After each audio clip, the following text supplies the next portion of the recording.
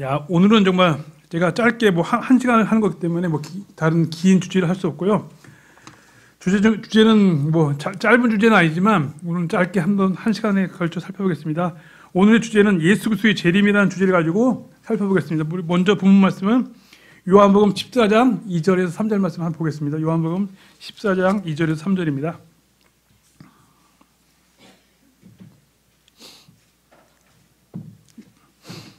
다 찾으셨으면 제가 받들어 읽겠습니다. 내 아버지 집에 거할 곳이 많도다. 그렇지 않으면 내가 너희에게 말해 주었으리라. 내가 너희를 위해 처소를 예비하러 가노니 가서 너희를 위해 처소를 예비하면 내가 다시 와서 너희를 내게로 받아들여 내가 있는 곳에 거기에 너희도 있게 하리라. 오늘의 주제는 예수 그리스도의 재림이라는 주제를 가지고 잠깐 살펴보겠습니다. 여러분들, 인류 역사상 우리 주 예수 그리스도의 초림보다 더 분명하게 우리에게 제시된 내용은 없습니다. 우리가 보고 있는 신약 성경의 대부분은 예수 그리스도께서 처음 오셨던 것에 대해서 분명하게 언제 어떻게 어떤 방법으로 오셨는지 우리에게 설명하고 있습니다. 그러나 그리스도의 오심과 관련된 모든 예언이 이 초림 때 다 성취된 것이 아니라 또 한 번의 오심이 필요합니다. 따라서 이 모든 예언이 완전히 성취되기 위해서는 또 한 번의 오심이 있어야 되는데, 우리 베드로전서 말씀 한번 보겠습니다. 베드로전서 1장 10절에서 11절 말씀 보겠습니다. 1장 10절에서 11절입니다. 이 혼의 구원에 관하여는 너희에게 이 말 은혜에 대하여 대언한 대언자들이 부지런히 조사하고 탐구하되 자기들 안에 계신 그리스도의 영께서 그리스도의 고난과 그 뒤에 있을 영광을 미리 증언하여 주실 때에 그 영께서 무엇을 혹은 어느 때에 표적으로 보여주셨는지 탐구하였느니라. 구약 성경에서 대언자들은 그리스도의 고난과 영광을 미리 보았습니다. 하지만 그것은 어떤 순서로 또 어떻게 올지, 어떤 것이 먼저 올지 상세하게 알지 못했습니다. 그러니까 여기서 말한 것처럼 그리스도의 고난과 그리스도의 십자가와 또 그리스도의 영광, 그분의 다시 오시는 왕권을 가지고 오시는 그 사건에 대해서 시간적으로 배열되어 있지 않기 때문에 그 간격에 대해서 잘 알지 못했습니다. 그러나 우리는 구약이 오히려 이 대언자들보다 더 분명하게 그 예수 그리스도의 초림과 재림에 대해서 알 수 있습니다. 왜냐하면 먼저 초림에 대해서 우리가 신약 성경을 통해서 분명히 알 수 있기 때문에 그 재림에 대해서는 또 한 부분에 다른 부분을 통해서 알 수 있는 것이죠. 우리 또 히브리서 말씀 한 번 더 보겠습니다. 히브리서 9장 28절 말씀 보겠습니다.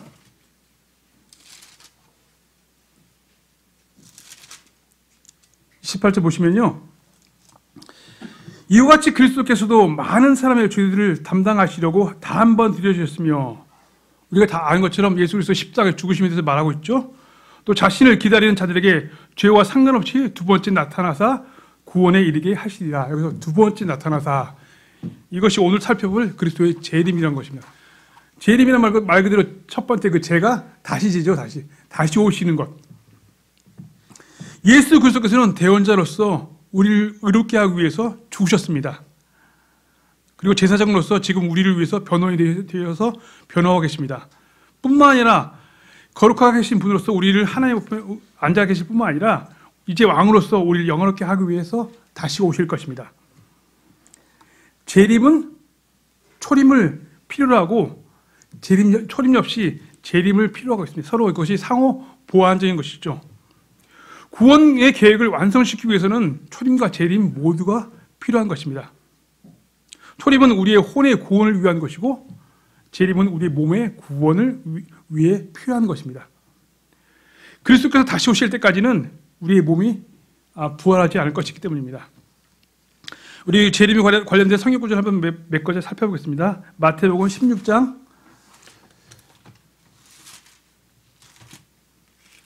27절입니다.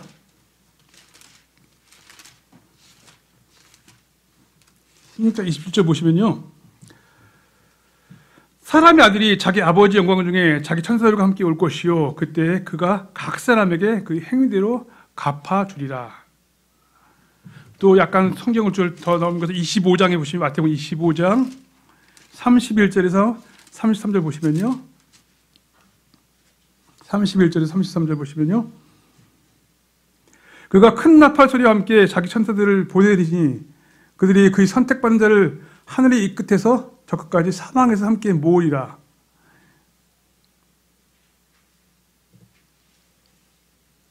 그 다음에 33절도 보시면요. 그런지 이와 같이 너희도 여기 제가 성경구절 잘못 폈네요. 30절 보겠습니다. 이제 무화과 나무의 비유를 배우라. 그것이 가지가 아직 연하고 잎사귀를 내면 여름이 가까운 줄을 너희가 아나니 그런데 이와 같이 너희가 이 모든 일을 볼 때 그때 가까이 곧 문들 앞에 있는 줄을 너희가 아느니라. 그리고 아까 제가 처음에 읽었던 그 요한복음 14장 2절 보시면요. 내가 내 아버지 집에 거할 곳이 많도다. 그렇지 않으면 내가 너희에게 말해 주었으리라. 내가 너희를 위해 처소를 예비하러 가노니 가서 너희를 위해 처소를 예비하면 내가 다시 와서 너희를 내게로 받아들여 내가 있는 곳에 거기에 너희도 있게 하리라. 또 사도행전 말씀 한번 보겠습니다. 사도행전 1장 말씀 보겠습니다. 사도행전 1장 10절에서 11절 말씀입니다. 보시면 이와 같이 기록됐습니다. 그분께서 올라가실 때 그들이 똑바로 하늘을 바라보고 있는데 보라 흰옷 입은 두 남자가 그들 곁에 서며 또 그들이 이르되 너희 갈릴리 사람들아 너희가 어찌하여 서서 하늘을 바라보느냐 너희를 떠나 하늘로 들려고 하신 이 동일한 예수님께서 너희가 그분께서 하늘로 들려고 하심을 본 그대로 오시리라 하니라. 여기 말하고 있죠. 여기 이 말씀에 한번 주목해 보십시오. 이 동일한 예수님께서 그분께서 하늘로 들려 올라가심을 본 그대로 오시리라. 이렇게 들려 올라가신 모습 그대로 오시리라. 또 신약 성경에서 바울의 서신서에서도 여러 차례 이 재림에 대해서 설명하고 있습니다. 빌립보서 3장 20절 21절 말씀 보시면요. 제가 읽어보겠습니다. 우리의 생활 방식은 하늘에 있으며 거기로부터 또한 우리가 구원자 주 예수 그리스도를 기다리노니 그분께서는 모든 것을 자신이 복종시킬 때 사용하는 능력을 발휘하사 우리의 천한 몸을 변화시켜 자신의 영광스러운 몸과 같게 만드시리라. 또 디도서 2장에도 보시면요. 저복된 소망과 위대하신 하나님 곧 우리의 구원자 예수 그리스도의 영광스러운 나타내심을 기다리게 하셨느니라. 또 한 구절 한번 찾아보겠습니다. 유다서 14절 15절 보시겠습니다. 유다서 14절 15절 보시면요.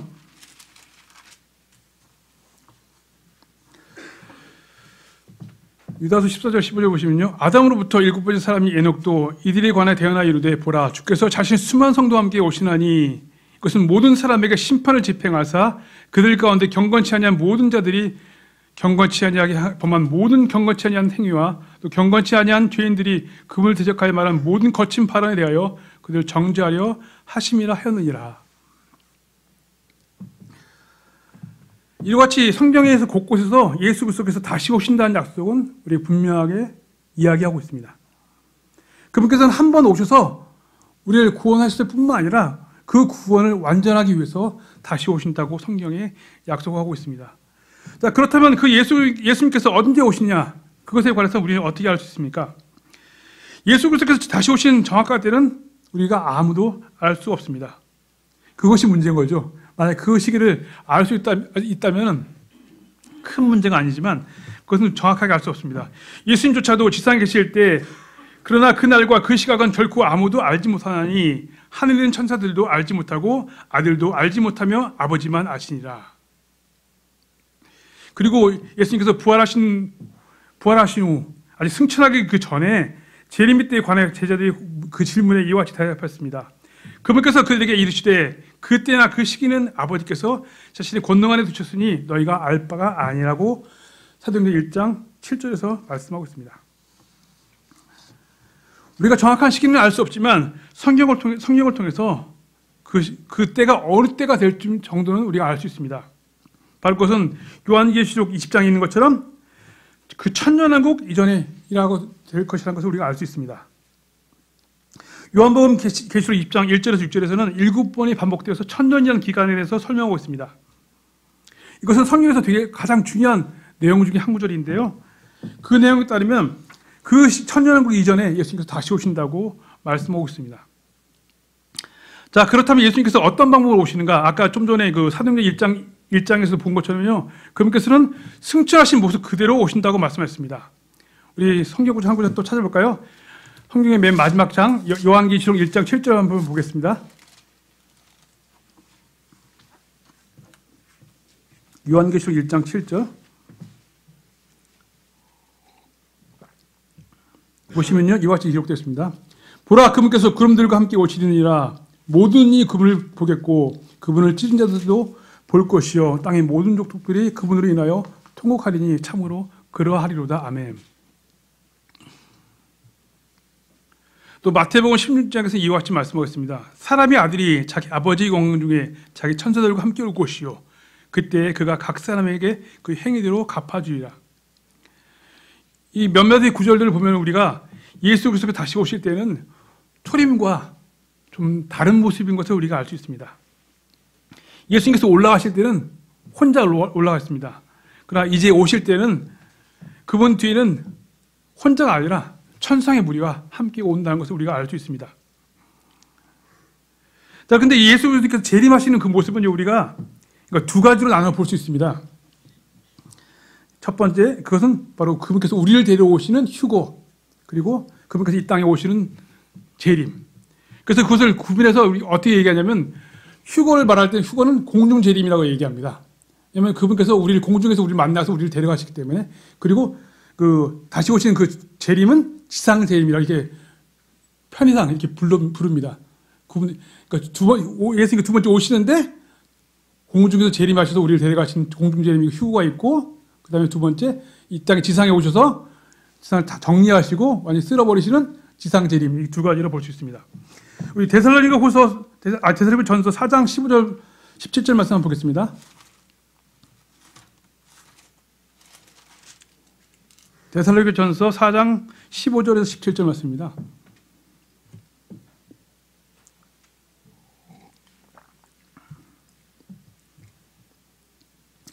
우리가 주의 말씀으로 너에게 이것을 말하노니 곧 주께서 오실 때까지 살아남아 있는 우리가 결코 잠자는 자들보다 앞서지 못하리라. 주께서 호령과 천사장의 음성과 하나님의 나팔 소리와 함께 친히 하늘로부터 내려오시리니 그리스도 안에서 죽은 자들이 먼저 일어나고 그 뒤에 살아남아 있는 우리가 그들과 함께 구름들 속으로 채어 올라가 공중에서 주를 만나리라. 그리하여 우리가 항상 주와 함께 있으리라. 그러므로 이러한 말씀들로 서로 위로하라. 여기 분명히 말하고 있죠, 그렇죠? 그분께서 오셔서 우리가 공중으로 들려 올라가서 만나는데 어디서 만났습니까? 공중에서 만나죠. 공중 재림이라고 이렇게 표현합니다. 공중으로 오셨다. 그러니까 구원받은 우리와 구원받지 않은 세상과는 재림을 맞이해야 되지만 다르게 맞이하는 거죠. 우리에게는 기쁨으로 맞이하는 거죠. 근데 지상에 있는 사람들은 어때요? 멸망이기 때문에 그들은 슬픔과 고통으로 맞이하는 것이죠. 우리는 하늘에서 주님, 여기 표현을 보시면요, 그리스도 안에서 죽은 자들, 살아남아 있는 성도들, 이 두 표현들이 나와 있잖아요, 그렇죠? 그리스도 안에서 죽은 자들이 먼저 일어나고, 만약 우리가 그때까지 우리 주님 오실 때까지 우리가 살아있다면 우리는 살아서 몸이 변화되는 것을 보게 되는 것이죠. 그리고 이 공중에서 만나는 그 재림과 지상 재림 그 사이에는 7년간의 간격이 있는 것입니다. 이것을 우리가 많이 얘기하죠. 대환란이라고 얘기하고 야곱의 고난의 때라고 부르고 또 다니엘서에 나온 것처럼 다니엘의 70번째 주 이렇게 얘기합니다. 이거에 관해서는 뭐 얘기할 게 많지만 그거 다 설명할 수는 없고요. 또 성경 한 구절 보시면 고린도전서 15장 51절 말씀 보겠습니다. 고린도전서 15장, 우리가 부활에 대해서 성경에서 말씀하고 있는 위대한 장 중에 하나가 고린도전서 15장인데 거기서 보시면 이와 같이 말씀하고 있습니다. 동일한 말씀 얘기하고 있죠. 고린도전서 15장 51절에서 55절. 보라, 내가 너에게 한 가지 신비를 보이노니 우리가 다 잠자지 아니하고 마지막 나팔 소리가 날 때에 눈 깜짝할 사이에 순식간에 다 변화되리라. 나팔 소리가 나매 죽은 자들이 썩지 아니할 것으로 일어나고 우리가 변화되리라. 이 썩을 것이 반드시 썩지 아니함을 입고 이 죽을 것이 반드시 죽지 아니함을 입으리로다. 그래야 이 썩을 것이 썩지 아니함을 입고 이 죽을 것이 죽지 아니함을 입을 때에는 기록된 바 사망의 승리 가운데 삼켜졌다 하신 말씀이 성취되리라. 오 사망아 너를 쏘는 것이 어디 있느냐. 오 무덤아 너의 승리가 어디 있느냐.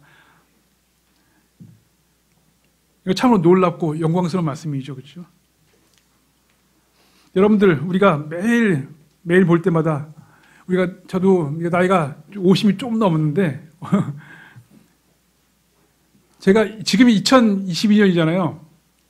예전에 한번 간 적이 있는데 저희가 한참 복음을 전할 때 2000년이 되기 전에 복음을 전하고자 전국 돌아다닐 때 그때는 2002년 월드컵을 보지 못하고 2022년 숫자를 제가 들을 것이라 생각하지 못했습니다.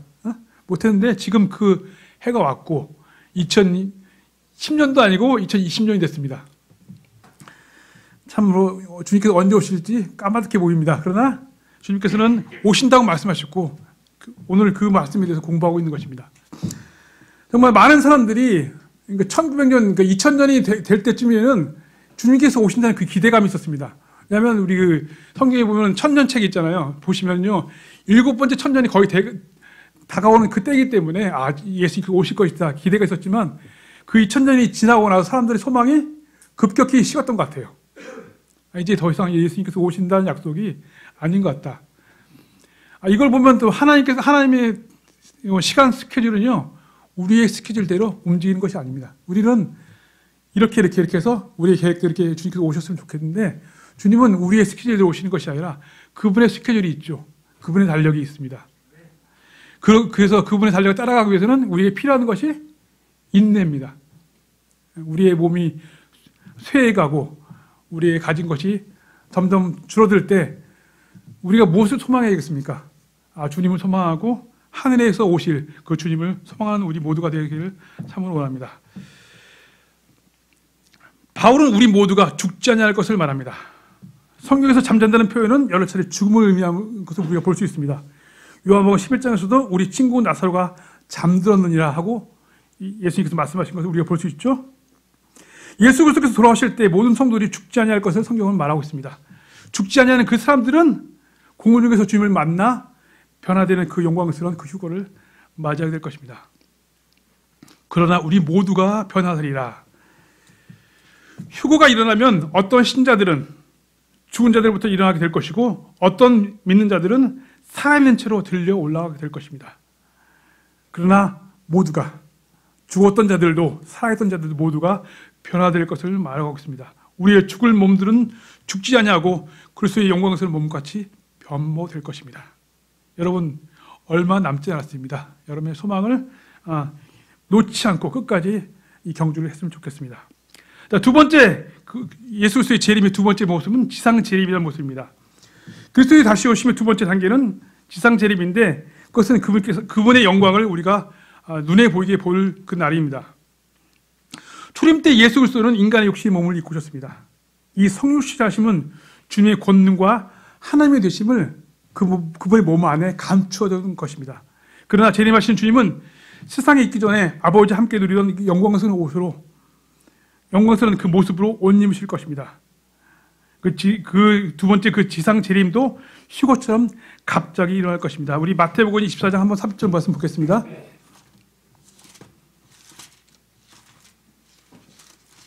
마태복음 24장 30절 보시면요.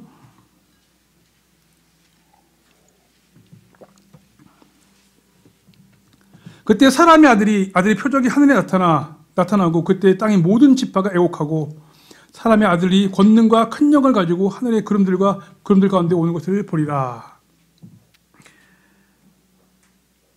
주님께서 재림하시는 것은 심판을 집행하기 위해서 오시는 것입니다.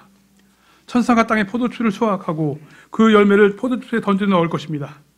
주께서 이 틀을 밟으실 때 피가 튈 것이며 심지어 말고피까지 튈 것이며 이로 인해서 그분의 겉옷이 피로 물리게 될 것이라고 이사야서 63장과 계시록 14장 20절에서 말씀하고 있습니다.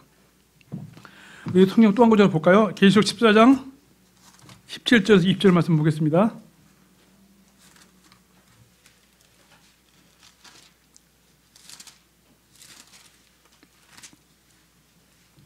(17절부터) 보겠습니다. 17절부터 계시록 14장 17절에서 20절 말씀 보시면요.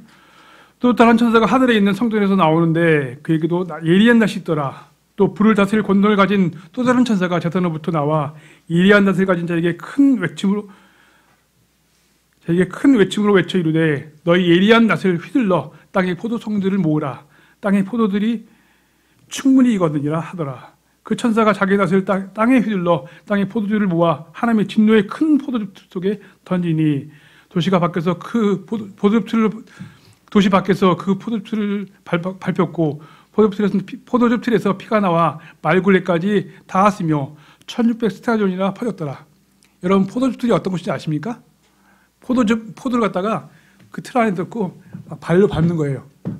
그럼 뭐가 나옵니까? 그러면 붉은 즙이 나오죠. 그 모습을 예수님이 재림하신 모습을 그 모습으로 표현하고 있습니다.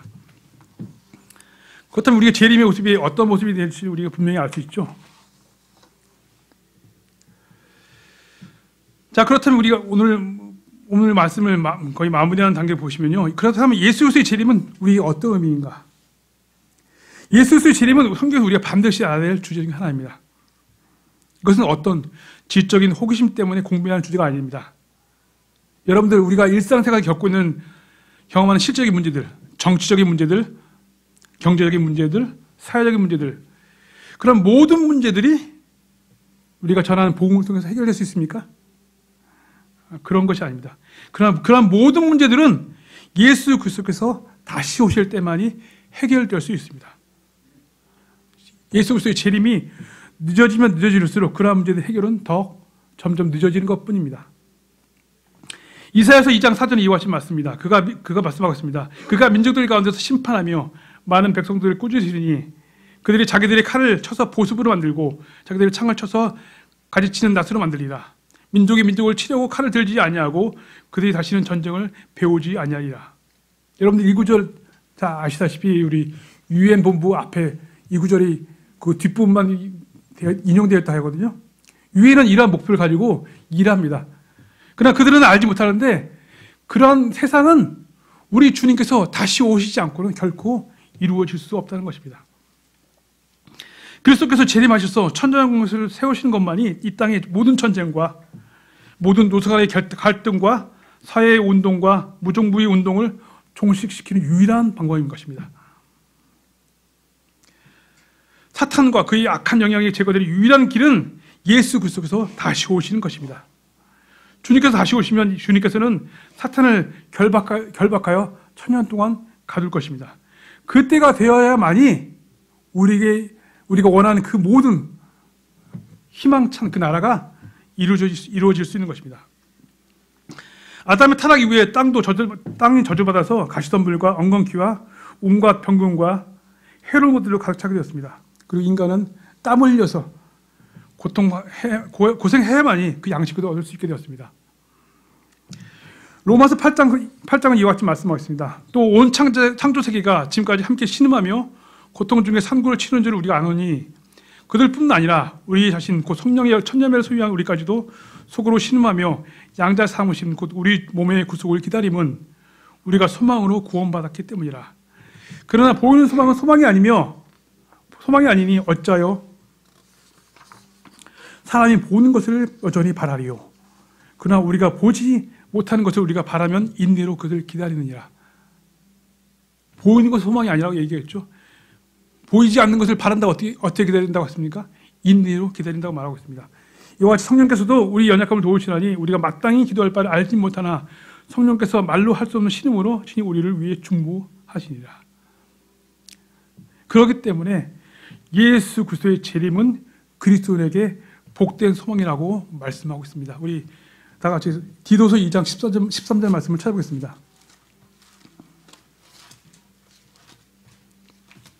디도서 2장 13절 말씀입니다.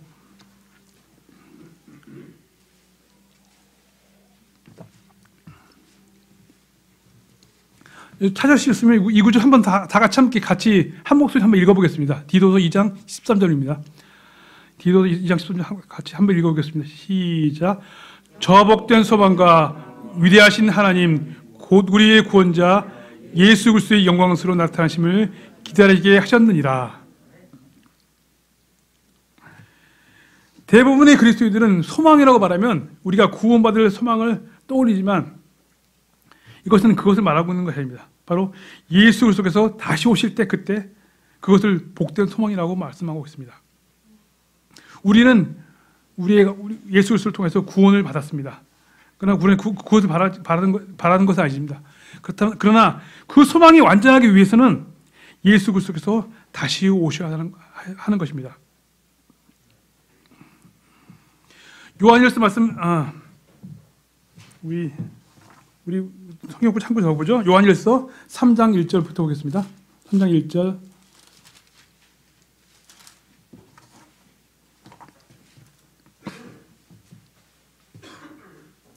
3장 1절부터 3절 말씀 보시면요. 보라, 아버지께서 어떠한 사랑을 우리에게 베푸사 우리가 하나님의 아들들이라 불리게 하셨는가. 그런데 세상이 우리를 알지 못하면 세상이 그분을 알지 못하였기 때문이라. 사랑한 자들아, 이제 우리는 하나님의 아들들이니라. 우리가 앞으로 어떻게 될지는 아직 나타나지 아니하였으되 그분께서 나타나시면 우리가 그분과 같게 될 줄 아노니 우리가 그분께서 계신 그대로 볼 것이기 때문이라. 그분 안에서 이 소망을 가진 자마다 그분께서 순결하신 것 같이 자기를 순결하게 하느니라. 예수 그리스도께서 다시 오신다는 것은 우리에게 복된 소망이라고 말씀하고 있습니다. 자, 그럼 그런 복된 소망을 가진 우리는 어떠하게 이 세상을 살아가는 것입니까? 그 소망을 가진 자는 자신을 순결하게 한다고 말씀하고 있습니다. 우리가 이 세상을 어떻게 살아가야 하는 것입니까? 순결하게 살아가는 이유가 바로 이 소망을 가지고 있기 때문입니다. 주님의 재림을 간절히 사모함은 모든 사람이 자신을 정결하게 하려고 노력하게 합니다. 또 그리고 이 소망은 우리로 하여금 인내하게 합니다. 그러면 형제들아, 주께서 오실 때까지 인내하라. 보라, 농부가 땅에서 나는 귀한 열매를 바라고 이른 비와 늦은 비를 바랄 때까지 오랫동안 그것을 위해 인내하느니라. 너희도 인내하고 너희 마음을 굳게 하라. 주의 오심이 가까이 다가오고 있느니라. 왜냐하면 주님의 오심은 우리에게 대놓고 언제 오시겠다고 말씀하지 않았기 때문에 우리에게 필요한 것은 인내인 것입니다. 왜냐하면 주님께서 오시는 것은 우리가 원하는 때, 우리가 원하는 방법으로 오시지 않기 때문입니다. 주님이 정하신 때에 주님이 정하신 방법으로 오시기 때문에 우리에게 필요한 것은 인내하는 것이 필요합니다. 주님을 기다리며 깨어있는 사람은 자신의 행실을 주의합니다. 그리고 주님께서 오실 때 그때 우리가 어디에 있어야겠습니까? 그것을 주의하고 우리가 무엇을 할지, 우리의 시간들을 어떻게 쓸지, 우리 가진 것을 어떻게 쓸지 주의합니다. 우리는 우리 가진 것을 우리 자신을 위한 것이 아니라 다시 오실 주님을 기다리면서 그분을 위해서, 그분의 복음을 위해서 드리는 우리 모두가 되었으면 좋겠습니다. 오늘도 우리가 하나님의 말씀을 들었는데 이 말씀을 통해서 우리 모두가 저희 자신들을 돌아보고 주님 오심을 더 사모하는 시간들이 되었으면 좋겠습니다. 오늘 말씀 마치겠습니다. 감사합니다.